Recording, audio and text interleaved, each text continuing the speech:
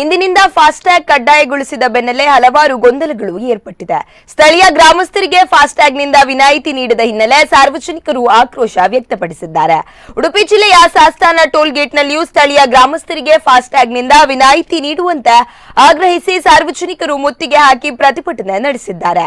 ಸ್ಥಳೀಯರಿಂದ ಸುಂಕ ಪಡೆಯಬಾರದು ಎಂದು ಹೋರಾಟ ನಡೆಸಿದ ಸಾರ್ವಜನಿಕರು ಟೋಲ್ ಗೇಟ್ಗೆ ಅಡ್ಡಲಾಗಿ ಕುಳಿತು ಧಿಕ್ಕಾರ ಕೂಗಿದ್ದಾರೆ. ಈ ವೇಳೆ ಪ್ರತಿಭಟನಾ ನಿರತರನ್ನು ಪೊಲೀಸರು ಬಂಧಿಸಲು ಮುಂದಾಗಿದ್ದು, ಪೊಲೀಸರು ಹಾಗೂ ಪ್ರತಿಭಟನಾಕಾರರ ನಡುವೆ ಮಾತಿನ ಚಕಮಕಿ ನಡೆದ ಘಟನೆ ಕೂಡ ನಡೆಯಿತು. ಘಟನೆಯಿಂದ ಒಂದಷ್ಟು ಹೊತ್ತು ಟ್ರಾಫಿಕ್ ಜಾಮ್ ಉಂಟಾಗಿದ್ದು, ಬಳಿಕ ಟೋಲ್ ಇಲ್ಲದ ವಾಹನ ಹೋಗಲು ಪ್ರತಿಭಟನಾಕಾರರು ಅನುವು ಮಾಡಿಕೊಟ್ಟರು.